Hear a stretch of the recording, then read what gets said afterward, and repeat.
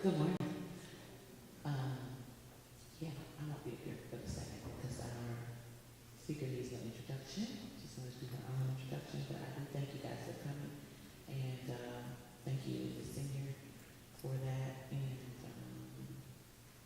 yeah. Tracy, you ready? I'm ready. All right. Miss Tracy Wright. Good morning. Let's try that again. Good morning.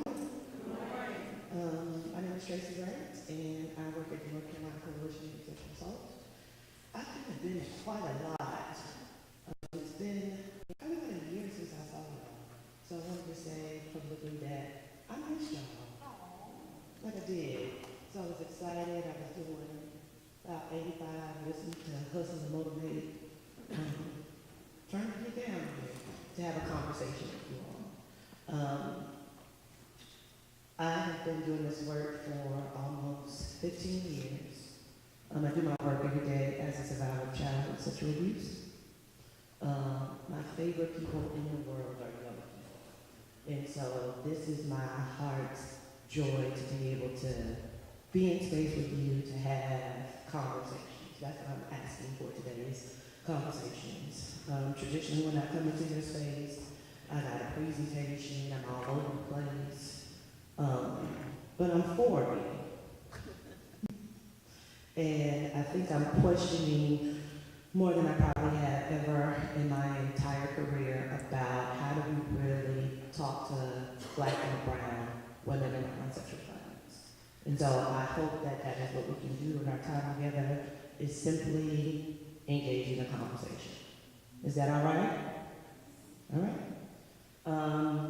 I would be remiss not to publicly commend your campus, your Bennett College Counseling Center for the absolutely amazing work that they have done to really lift up sexual violence. And so I'm going to ask you all to give them a round of applause today. For real. I'm gonna be on my best behavior, although y'all keep putting me in the church, and I know I got a cussing problem, but I'm gonna be all right. I'm do real good today. I'm trying real hard. And so, what I really want to talk about is hashtags. Right? I believe them to be extremely powerful tools that we, the collective, engage in on a number of things. And so, in saying that I'm 40, I would say I also spend a whole lot of time paying attention to the trends and the things that influence and impact your life. I do. I didn't even know nothing about Nipsey Hussle until like 2 weeks ago. All I knew was he was really good with his money and he loved Lauren London. That's all I know, right? And so now, slowly but surely, I've become extremely immersed in who he is and unpacking his music. I love anything that's a little ratchet and a little hood. I love trap music. I really do. I'm really fond of it. I really am. I got this hard relationship with NBA YoungBoy, but I'm not really sure what to do with it. Like, no, I do. I struggle. I don't know. Right? I don't know. Yeah, and so when we start to talk about hashtags, we're going to end in where we'll land is really talking about, and I want to hear from you all about the impact that Me Too has had on conversations around sexual violence, right? But let's talk a little bit about hashtags, the popular ones, right? So we love the hashtag relationship goals. Love that. Even though we also know that sometimes we put and use that hashtag for really toxic and unhealthy relationships. Goals. We'll act up for the city girls, but we won't speak up for the girls in our community. We'll bust it down for Tatiana, but we won't check on Tiana to see if she's all right. Right? All that's been going on with Nipsey, you might rest in heaven. When we won't say The key to healing in life is real intentional healing here on earth. Right? So we use all of these things as a means of communication, right? But what are we really saying? We love a wave check. That's my new favorite thing, right? Oh, wave check, right? We won't check a brother when we see him doing something harmful to another sister. Right? Really? What are we putting out there out in the universe? We love some tea. Oh yes, go in the comment section for the tea. We just here for the comments, right? But we won't talk about the real tea, which is trauma, right? And so here's the thing. This is not a call out because I am also an active contributor to all of these things that we are consumers of, right? And so when we talk about the impact of Me Too, which is significantly changed the way in which people talk about sexual violence. April, we're in the midst of Sexual Assault Awareness Month. Here's the struggle with that. We ain't really got an awareness problem. Not at this juncture. For the first time in my 15-year career, my mama understood what I did. You know how? We had to watch the Mute R. Kelly docuseries. Right? And so all of these things are evolving. These are all conversations we're having. And even, let's make sure we have the proper context when you think about Me Too. Right? I think along the way, we get blurred lines about where it came from, who it was for, how it manifests, how the world perceives it now. Understand this. When Tarana Burke created Me Too 10 years ago, this is not a new concept at all. Tarana Burke was doing work with black and brown girls in Alabama and created a simple hashtag, Me Too. Fast forward 10 years later, Melissa Milano, a white actress, tweets out Me Too. The struggle with that, and why I hope that you all understand, is know that it was created for you. Along the way, black and brown bodies got lost in the conversation, right? Got extremely whitewashed, right? And so now it's this energy to recenter it, to think about it differently, to center the life experiences of black and brown girls. Because the way that the wave moved, it ended up going into corporate America. It ended up going into Hollywood, right? And black and brown folks were left out of that dialogue and that conversation. And so where we end up landing now is a whole host and say that we're going to be active and that we're showing our tenets and how we can be activists. But my question to you all, in the context of all of this, understanding that racism and oppression are still real, racism and oppression are the root causes of sexual violence, understanding that when we have to think about how we interact and how we think about sexual violence and how we think about oppression in our social media sphere, what are we really saying, right?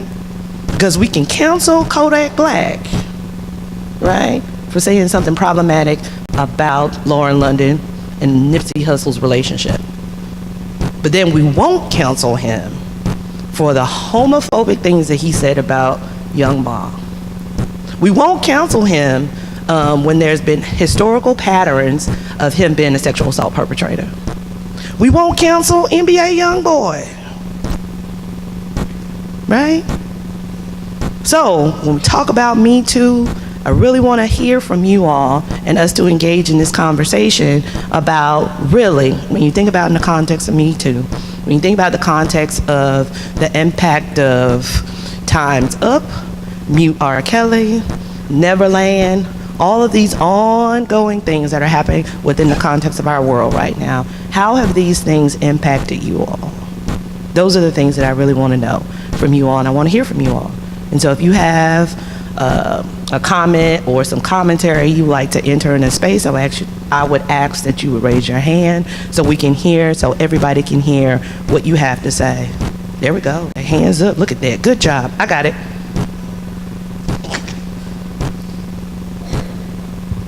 Hello, my name is Alexis Nicole Branch. I'm a graduating senior political science major from Upper Marlboro, Maryland. And I just want to add to the conversation that I think a lot of women are uncomfortable speaking up about sexual violence and happening to them solely because of where we are today in social media. Like, we have things like the Shade Room and stuff like that, and we see people that do speak up and how they get attacked for it. So I think that that also just plays a role in women not speaking up about sexual violence. Shade Room, my new favorite one is Neighborhood. Y'all gotta follow that one, Neighborhood. Yeah. Hello, my name is Marshall Parker. I'm a political science major, freshwoman from Detroit, Michigan. With these movements, I think it's more over the participants within the movements. Like, for example, we have the Black Lives Matter movement, right? And that movement started off really strong when it first started, right? Everybody was standing for it. But as we see black people getting assaulted, we become desensitized to it, and that movement isn't as strong as it once started. And I feel like that's also what's happening with Me Too, because when we first started hearing about Harvey Weinstein and mainly the white people in Hollywood being affected by sexual assault, everybody was here for it, everybody wanted to speak out. But now that our favorite rappers, who represent our culture to a certain extent, are being accused, we either play a blind eye or we still play their music as a joke. So I think it really goes back to the participants' behavior instead of necessarily, the participants' behavior. Absolutely. And I thank you so much. So you're absolutely right. I think we all collectively have a really, really short attention span. I think we've all been desensitized to a whole lot of things. And so even with Black Lives Matter, my challenge, my hope is that, my belief is that young people, you all actually have the capacity to end all forms of violence, because I think you all understand, in order to end violence, you have to end racism and oppression. They can't be parsed out. I believe that you all have the intellectual, emotional intelligence to actually do those things. I think you need access to organizing tools, but outside of that, I'm entrusting and hoping and believing that you all are the people to disrupt these cycles. Because even if you take into context of Black Lives Matter, the struggle with that is we've been here before. Exactly. Can't we all just get along, right? Was the 90s version of Black Lives Matter. So when does this disruption stop, right? And even when you go back and you pay attention to folks who have been accused of sexual violence, it goes back to Elvis, and it goes back to Michael Jackson. It goes back into all these things, but then we get a chance to opt out of that, right? And my challenge for young people, especially in the context of R. Kelly, is to not be an active bystander. That is the most troubling thing for me in any context around R. Kelly and the docuseries. The hard part for me was to watch it in chronological order, right?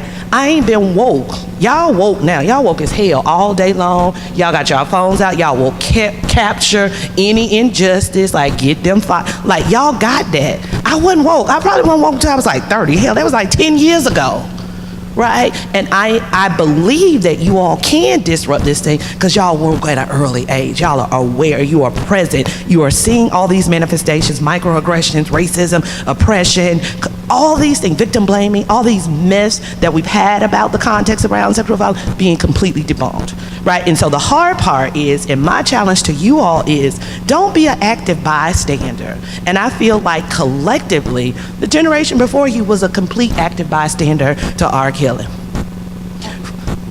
Yeah, we were, there we go, love with accountability.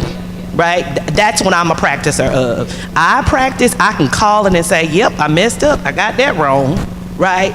And move through the process and figure out how to get reconciliation and healing. We were active bystanders on all of that. And then on top of being active bystanders too, we had a whole damn soundtrack to it. I tried. You did. I did. How many? I'm in 17 minutes. That's pretty good for me. Now, like, that's pretty good now. Come on now. It's been worse. I told you. Yeah, no, I'm just. But no, we were all active bystanders. We all knew. And then now we got to watch all of this unfold. And I'm like, oh, Lord. That was the hardest part for me because we watched it in chronological order. But you're absolutely right. And then here's the other thing. If you really want to go to the underbelly of how people really think about stuff, hang out in the comment section. Oh my God. Like, yeah, victim blaming, really toxic ideas about women, right? And then people like, oh, I'm just here for the comments. Wait a minute. So you're here to engage and look at all of this? That's a hard part. I lurk there all the time too. So how do we disrupt that? How do we really think about activism? How do we keep the movement going and really create an atmosphere where we are proactive instead of reactive? Other thoughts? Hello, my name is Destiny Wanzi. I'm a chem major from Washington, D.C., and I'm a freshman. Dang, I had so much to talk about.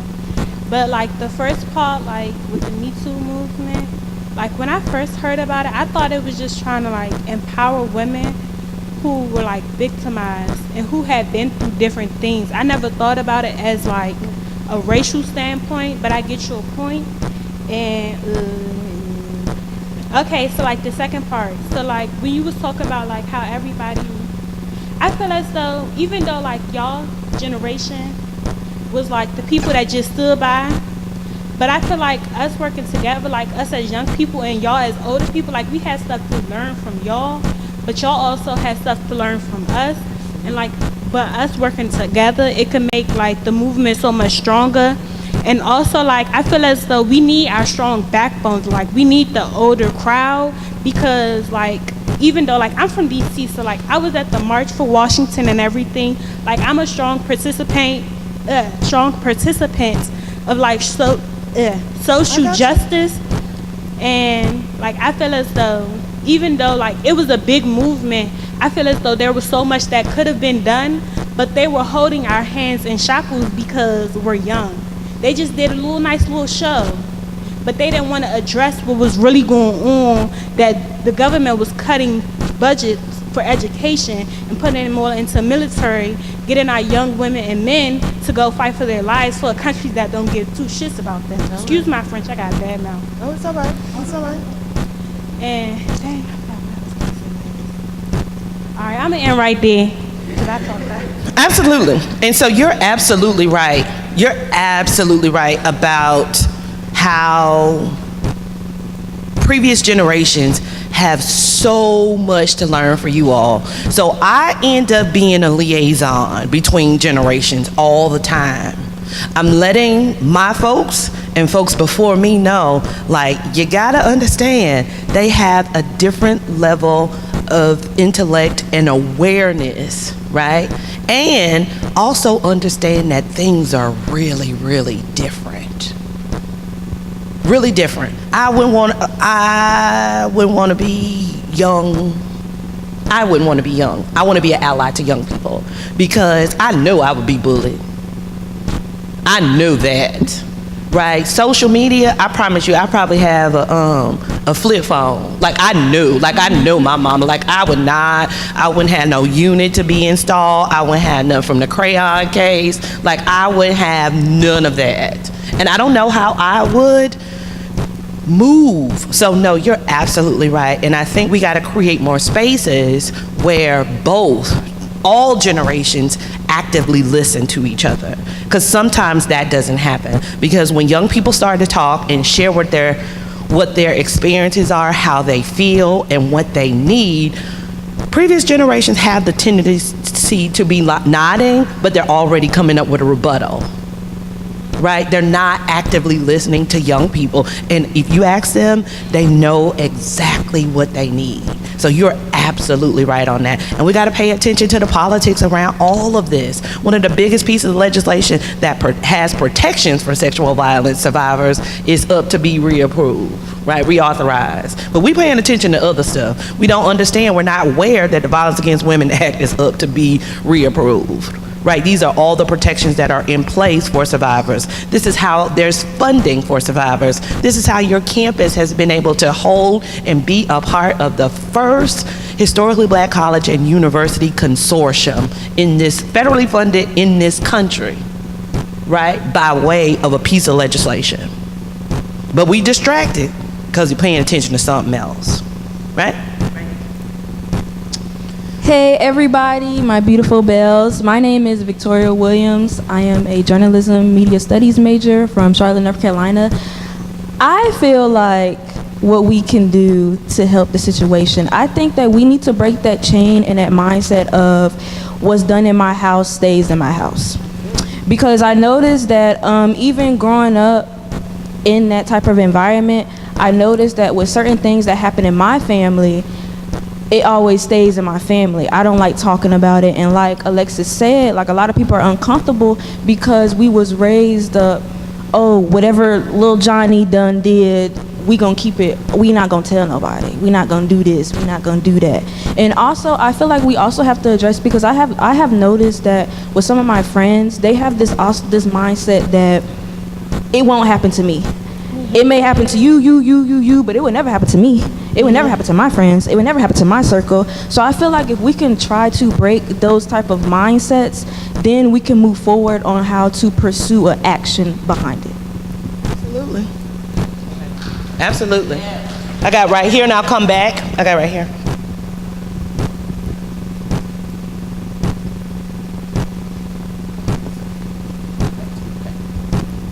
Good morning. My name is Kenyana Bethay. I'm a senior mathematics major from Kinston, North Carolina.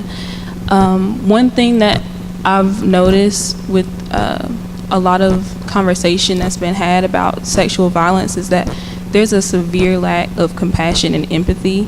People are not thinking about, people are only thinking about that one thing that happened or that time that it happened. No one is thinking about what happens to the people afterwards, the emotional trauma, the healing, the mental unwellness that sexual assault survivors have to deal with. So I feel like a big part of making leaps as far as growth when it comes to sexual violence is finding a way to instill compassion again. I don't know how we can do that though. That is an absolutely beautiful statement, right? I said earlier today, right? We want the real tea, right? We want the gossip, but we won't talk about the real tea being trauma. Good morning, everyone. My name is Nisha Gaston, business administration major. To add to what Kiana said, as far as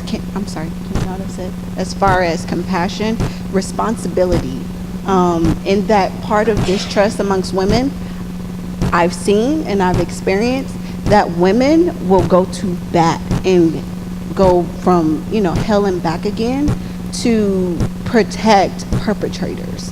And there's a myth that perpetrators are only male. Documentation-wise, we have numbers on males, but a lot of perps, if you sit down and if we had these open conversations, we know you can't have the conversation at auntie or big mama's house or not, but if you have the conversation with someone outside of that, and you open up and you see that it is women who recruit the child that is being trafficked. It is women who are on social media saying, why did you block my friend? All he wanted to do was talk to you. You ain't X, Y, and Z. You're X, Y, and Z, blah, blah, blah, blah, blah. It is women who are doing a better job at verbally abusing or creating these spaces of victimization around women who just are like, I'm minding my business, or I'm not interested, or I don't want to, or I'm just focused on school. It is women who are taking the rejection to a whole nother obstacle, a whole nother level. So then as another woman, what do you do with that when you can't trust your, our male counterpart? It's like, okay, you already got a lot. But I don't even trust the women next to me because I don't know what sis got going in her head. You are absolutely right. And so it has to be some healing and reconciliation across generations. Because from my perception, black women are really hard on other women. My God, y'all clap back is strong. Your side eye it cuts through skin. So we have to do some reconciliation, and we have to have critical conversations, and we have to give a new definition to sisterhood and what that means. And not just sisterhood based on the people who are in front of you, but really the collective, right? The collective. Good morning, everyone. My name is Taylor Adkins. I am a rising junior, I don't know my major, from Murfreesboro, Tennessee. And so currently I'm in research methods, and so my research project for the semester has been PTSD in minority communities. And the thing is, it's very closely related to sexual assault because not everyone develops PTSD, but the amount of people, we have the data, we have all the information, and one of the biggest things that I've noticed is research on the role of faith-based organizations in communities, in dealing with people who've experienced trauma and giving the accessibility to receive help.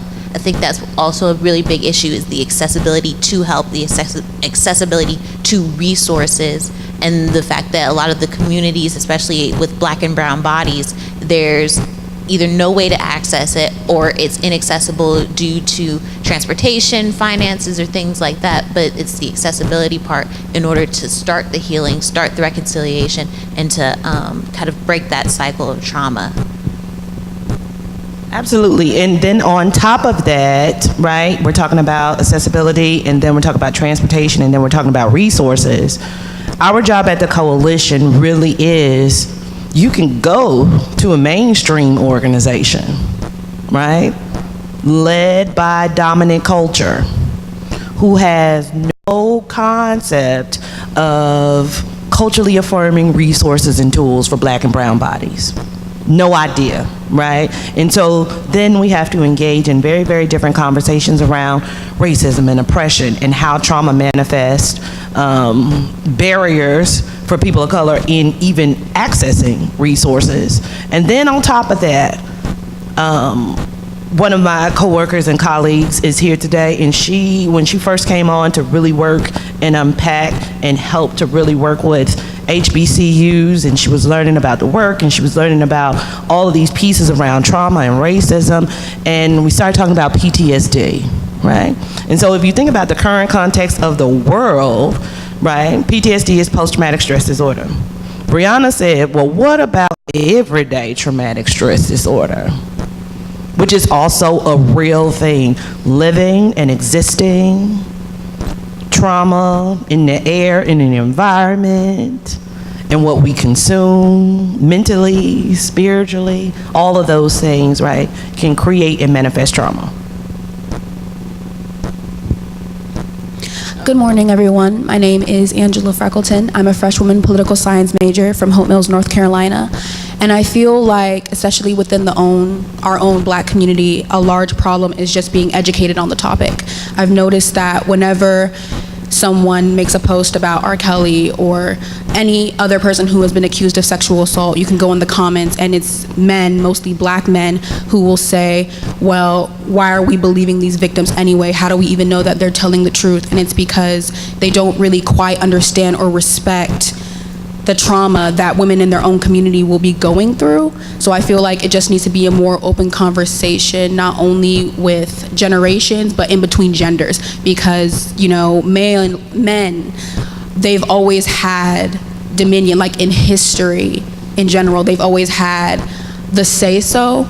And so they feel like it's okay to be able to erase someone else's experience or say that it didn't even happen in the first place. Not to say that men don't also get sexually assaulted, because that is a thing that happens, but in the large majority, it's usually men who will even attack other male victims and say, you're less of a man, or you should have enjoyed it, and things like that. And then you have to also hold, I know from my personal experience, when you think about the R. Kelly pieces, the hardest part about those comments, there was black women attacking other black women, right? And they said things that we have to think about with the manifestation of trauma. Where was their mama? What took them so long to say something? The money must done ran out. All of these things we got all these things about the victims when we should just be like, R. Kelly is a rapist. Like, we went all around there. We went all around there, right? Instead of talking about the accountability of the crime and the human rights violation. Yes, ma'am. Around the education realm, to touch on what both of my sisters said, I think that education definitely needs to be provided to parents as well. Because, and not even just education to parents to teach them how to handle situations like that when their child comes to them, but to be open enough to talk about their experience. Because sometimes hearing from a parent could be totally different from hearing from one of your sisters. And, you know, keeping you out of environments or putting you in positions that could put you more at risk. I think that that's really important. When I opened up to my parents about my sexual assault, my dad was just very supportive because, you know, your father is always the protector. He's like, no, you're going to press charges, yada, yada. And my mom was like, I don't know, you really just need to think about it because they could implement you in anything, you know, something could happen to you. You know, it's already people that have come forward. You don't really need to tell your part.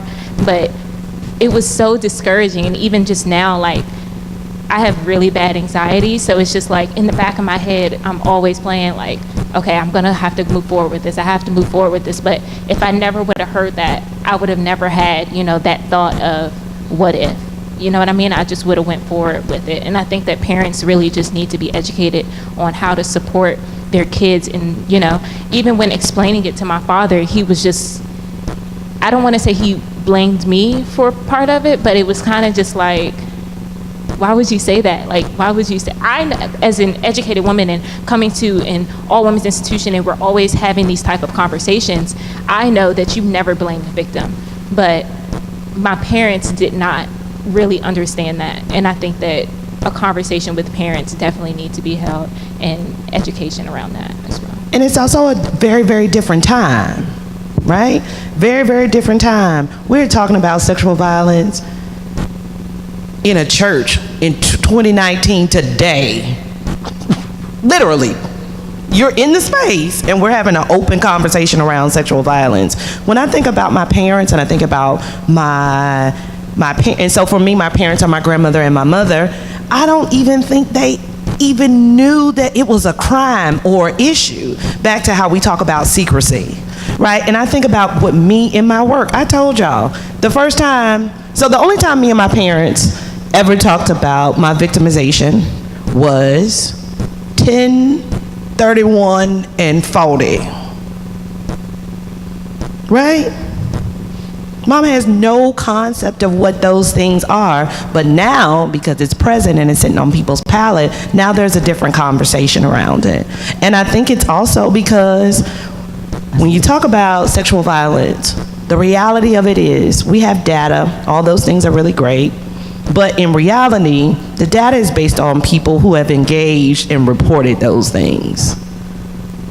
I believe I know more people who are survivors than who are not survivors, right? So how do we unearth that? And that really is the context of Me Too, right? So how do we continue to educate? How do we continue to have conversations? You're absolutely right, right?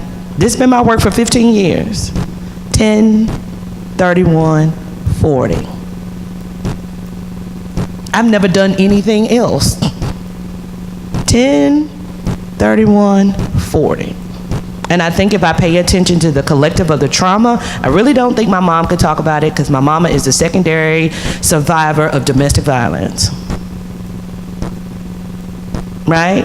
So I do my work, I have these conversations because I do my work, I center it in a way, y'all my family, y'all know a whole lot about me. I do this, right? So nobody ever has to experience life where nobody believes them, and let's disrupt this secrecy, right? I don't want anybody to ever not feel like they don't have resources or tools or what they need to figure out and reach for healing.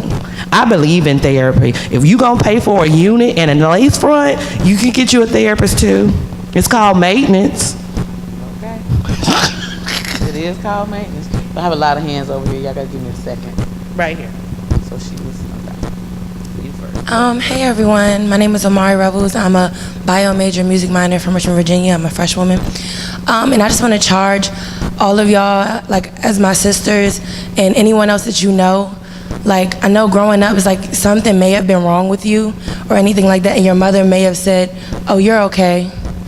And I just want to charge us as black women and in the black community, when we have children, do not say that to your child. Actually get your child help, because it's been times where something was really wrong, and then it's like, oh, well, pray about it. Go to church, da-da-da. And it's like nothing's wrong with prayer, you know, not knocking prayer at all. But to just tell your child who obviously may be going through something, oh, it's okay because of the stigma we have as black people, mental health or doctors or anything like that. Like, just be able to be the open door for your child to get the help that they may need, because you never know what the actual footprint on their life that may be. Absolutely. That is a beautiful charge. That is an absolutely beautiful charge. Hi. Sorry. It's really hard for me to say this because what we're talking about. But first thing, my name is Javiana McKenzie. I am an English major and theater minor. And when I was 12, I was molested. And I am happy that I'm so proud of my mother, because she was so supportive of me. She helped me through the way. But going off what other people have said, I've noticed that in our community, there's so many mothers in our community who are so quick to protect the man has done it to their children. My mother, I was molested by he wasn't my stepfather, but I called him my stepfather because I saw him as a father figure. And there's so many mothers out there who would be so quick to protect the stepfathers, the boyfriends, all because they pay bills, they take care of the children. They're so quick to protect them. And as women now, as we grow into women now, we should look at that and see this is not how we should act. We should see our children as more, and we should, you know, and not only that, I also like to say that as black women, since for the longest we have been at the forefront of communities, but people have pushed us in the back for civil rights movements and all that. We have always pushed these things forward. We should also talk about how how people barely talk about the other victims too. How people barely talk about the male victims. How we should look at the male victims and see them and say, you don't have to hide. You don't have to be afraid anymore. People might tell you that you should be a man, but however, like you're still a man, even if someone took advantage of you, man or woman. Beautiful. Yeah. Beautiful. Y'all, I got a lot of hands, so y'all be patient, okay? And that is healing, right? When we can be vulnerable with each other, and when we can actively listen to each other, those are the right steps in the right directions to think about. Hell, because here's the thing, at the end of the day, we is all we got. That's it. That's proper grammar. We is all we got. To everyone, my Bell sisters, my name is Kathy Allen. I'm from California. My major is Women's Study. I'm a non-traditional student, but I just had to say, I too was molested, and during the time that, because I'm older and my family didn't believe me, it was like, we like this guy. he's a good guy. But when my daughter was molested, she was molested by another girl. I just kind of lost it. But I went through the proper procedures. I went through the police. And it was my father's wife at that time, granddaughter. And no one believed me. Do you know I went to that lady's house and she said we were lying? My daughter and I were lying. My family, my brother, he said, it's not that bad. It's no big deal. I had to stand alone. I was disconnected from my family, but it didn't matter. I was gonna do what I had to do for my daughter. And through this, what I want to say is, if you need therapy, if you're going through depression, if you need medication, whatever you need, you get that help. Because don't be ashamed, it is not your fault. Thank you. Beautiful. So that's why I think these conversations are so healthy, right? We talk about stats, 1 in 4 women will be victimized in their lifetime, right?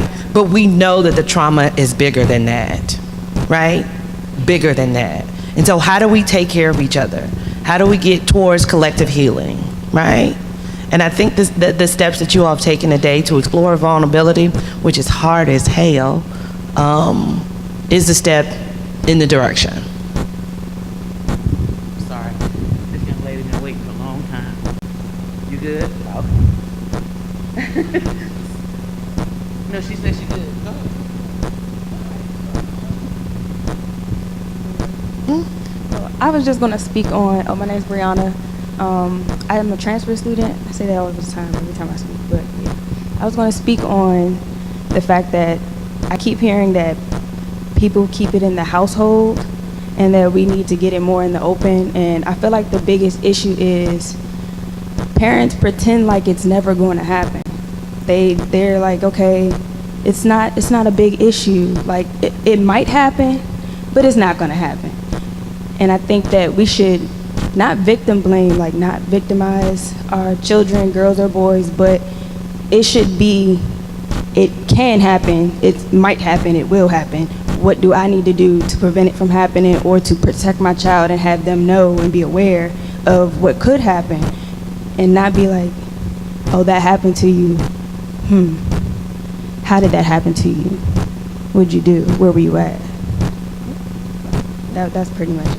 And then understand, like, when you start thinking about sexual violence, it's one of those crimes that crosses all social economics. It don't give a damn about clout, none of that, right? It's one of those things that can happen to us all.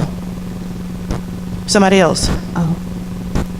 Hi, everyone. My name is Nzinga Mohammed. I am a freshwoman interdisciplinary studies major from Rochester, New York. I'm not about to get emotional. Okay. You can. I understand. But no, I really just wanted to charge. I think a lot of times when we talk about sexual violence and sexual assault, a lot of the survivors, they'll dismiss their entire experience because it happened so long ago. Or they feel like, well, it happened when I was 5, I'm now 20, this doesn't matter anymore. I've moved on past that. But I would just want everyone to know that your testimony has no expiration date on it.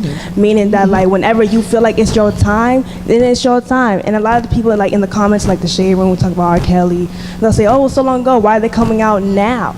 Well, traumatic experiences, when something happens to you, it might take 10 years to figure it out and get yourself together. It might take 20, 30, but it's whenever you're ready. There's no expiration date to your trauma, no expiration date to your testimony. So whenever you're ready, and you feel like your story needs to be heard, please share it. Thank you.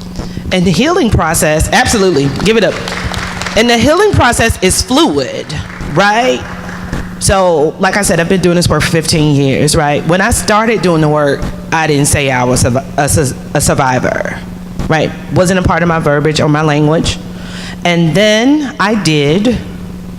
And then I think about, I had gone through all this stuff, therapy, acknowledgement, awareness building is shaping my work.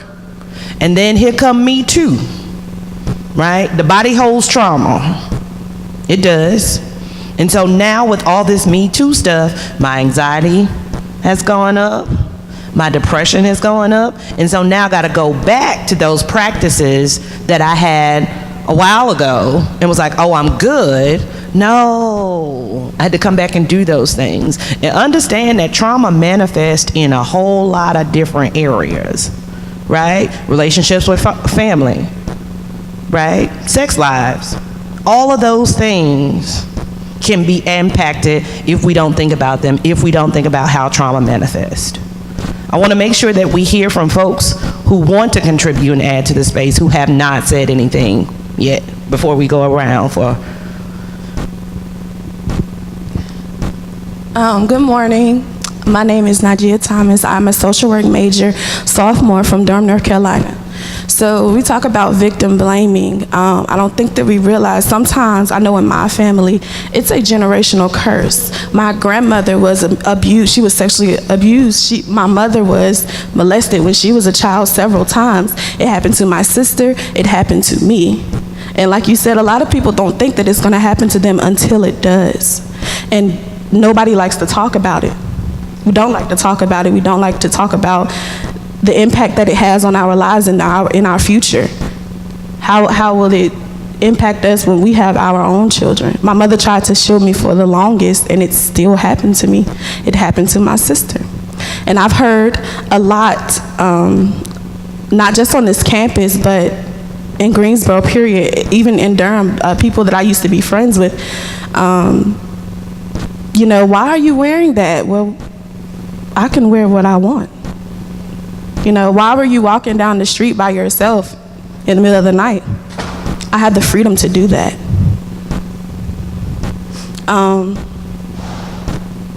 We have to break this cycle.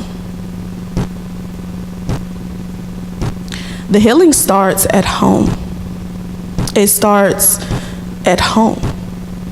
If you can't heal what's been broken, how can you help someone else if you're broken yourself? Yeah, we have to fix this. I've heard on this campus, you know, people talking about sexual assault, and we don't really realize that our words hurt. What you say hurts. You don't know who's been a victim of sexual assault, and they could be sitting right beside you, and what you say can hurt them.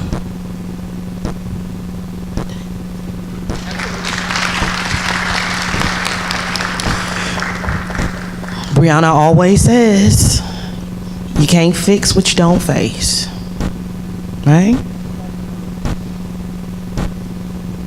I'm gonna let her speak because she's been trying. It is 10:50, guys. I don't know what Tracy has to do after this. Nothing. But I just wanted to bring attention to the time so that you all know where we were. But she's been wanting to speak. So if you guys need to dismiss yourselves, when can they do that, Miss Marshall? Don't do that. Don't do that. Don't do that. She's gonna kill me. I'm sorry. Hold on. Let me let her talk. Hi, my name is Mariah White. I'm from Mobile, Alabama. I'm a freshman theater major.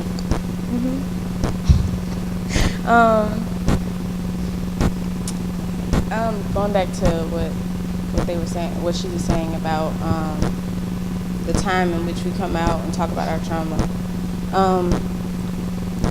When I was 14 and 15, I went through this really bad depression, and I started being suicidal and started self-harming and stuff.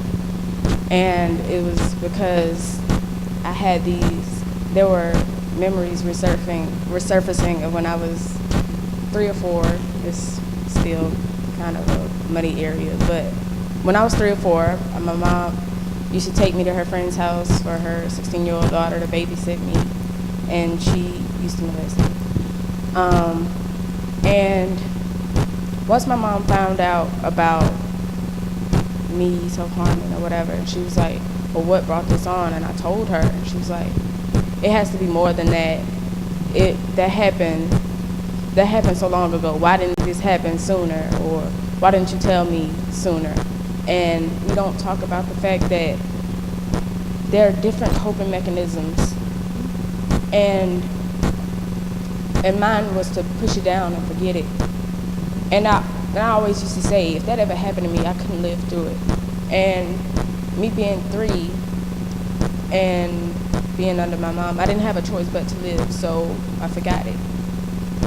So I just... Thank you.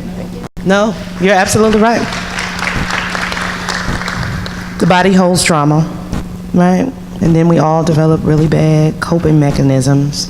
And I appreciate you for your transparency and honesty. Thank you to all of you for your transparency and honesty. Like, that was an amazing gift, a shifting, a healing. And I do want us to hear from, I want Brianna to give us a couple of thoughts, because Brianna has spent the last 2 years working intensely with 8 of North Carolina's historically Black colleges and universities, spending a lot of time on your campus, thinking about how do we talk to leadership, how do we really, really empower students, how do we let them know about their rights, their protections, and really just creating an avenue for folks for HBCUs to have more critical conversation. And so I do want us to hear from Brianna for a second. Good morning, everyone. And so to piggyback off of Tracy, I just want to say thank you. As I'm sitting in the back, my wheels are turning about what more can we do for our students? What more can we do for you all here at Bennett? Because the conversation doesn't end here. Thank you again for your transparency. Thank you for your openness and being willing to share with us, because like I heard one young lady say earlier, it's an exchange of information. I know what my experience is at 35. I did not have this opportunity when I was an undergrad. I went to FAMU, a very prestigious HBCU. We never talked about sexual violence, and it was happening every day, right? And probably still happening. So the fact that you all said, no, we're gonna talk about this, and the young lady that gave the charge, that was beautiful. I wish someone would have gave me a charge, because the era of R. Kelly, the video, I was in school when the video came out. I remember us having, and I hate to say this, we're in church so I can't lie, a watch party for the video, right? But we didn't have the knowledge that you have now, not even thinking that that was even problematic, right? And so like Tracy said, when I came to this work, I came as a Title IX coordinator, and that's a different level of understanding sexual violence, because we're all legal. I just want to know how to fix it. I'm empathizing with what happened, and as a Black woman, I felt convicted in these last 2 years going on all of the 8 campuses and realizing we're failing our students. We're failing you in this generation. So even as we transition out of the current project that we have, I would like to see this continue. I would like for you all to even have these small groups, whether it's in your room, in the CAF, just anywhere, because the conversation is what is going to change the culture. So I just want to say thank you for being you. Thank you for your authenticity. Absolutely. Thank you, Brianna. And so I think that the conversations, I think we're in a space where we can seek towards healing. I am going to hang out if anybody wants to talk to me afterwards. I'm most definitely going to, if folks really need some support, need to talk to someone, I'm most definitely going to direct you to counseling services. Those are available, accessible resources that are available to you all. Please take full advantage of those things. And I think I started off talking to you all about all the questions that I have, how I'm feeling turning 40 and all that, is one question that I hope that we can figure out collectively together is a beautiful question, right? And a beautiful question is something that is attainable if we work, if we build a collective, if we take care, if we center lived experience, is what would the world look like if survivors knew they were believed and that if they mattered, right? And I think that if we can think critically about that question, understanding that you all already have everything you need to be great, so just do it. And let's answer the question. I love you all. God bless you all. Hope you all have amazing end of semesters and do absolutely great. Thank you all so much.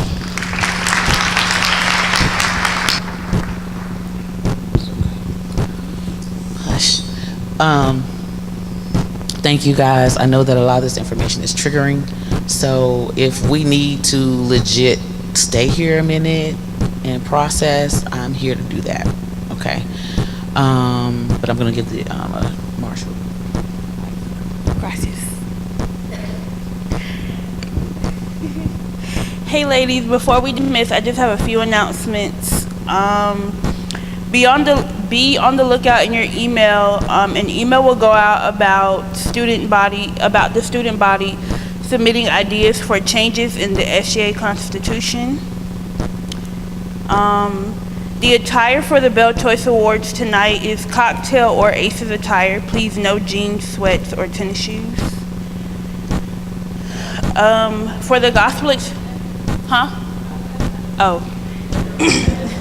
For the gospel explosion on Sunday, we have secured artist. Her name is Jessica Reedy, if you know who she is. So she'll be the guest artist this Sunday at the gospel explosion. For the cookout tonight, it's free. Just be sure to bring your ID, and you'll have to sign in like on the weekends when there's nobody at the register. How you sign the paper, that's how the cookout will be tonight. Give me 1 second. And then for your guests, Sodexo will cover them. There's a Faith Without Fear Interfaith open mic on Monday, April 15th. See Rev for more information. It is in the GOC from 6 to 7:30. Miss Sophomore Sisters of Service, Miss UNCF, and the Pre-Alumni Council presents a Prom Just Drive. See Jayla Barnes for more information. And then I just got one more. Seniors, please make sure that you stop by the Student Union today from 11 to 1:30 to collect your graduation announcements. And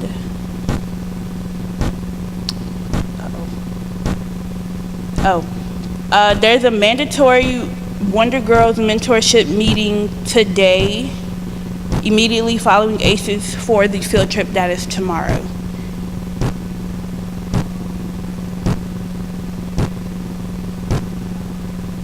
Yeah, there's a budget for that, so they can come. They'll just have to identify themselves, and Miss Shannon will give them more information when they get there.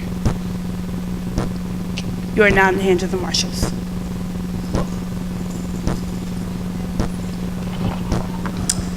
So there is no concert on Friday. It's nothing that we could do. The artist, we kind of contacted them, well, not we. The president's office kind of contacted them too late, so there will be no event on Friday. We're working to do something for you guys, but as of now, the concert is canceled. That's for Community Day. Yeah. We just put out a list, and yeah, it was no good. I can suggest that to Miss P. Wait, what was her question? Her suggestion was, could we have a block party, and I can suggest that to Miss Pridgeon. The midnight breakfast, Miss Shannon said no because it was too late. Okay. Don't shoot the messenger, guys. Don't shoot the messenger. Thank you. You're now in the hands of the marshals. Those of you who need to leave and want to leave, you can definitely do so. If you want to hang back, you can hang back.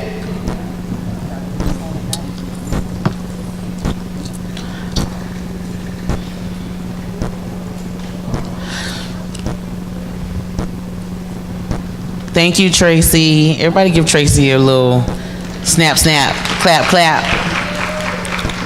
Yeah. You know it. You stupid. I don't know where they going.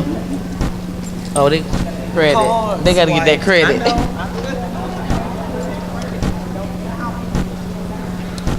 I can't. I mean, you know, I can. You take this back. You want me down there? I don't tell me what.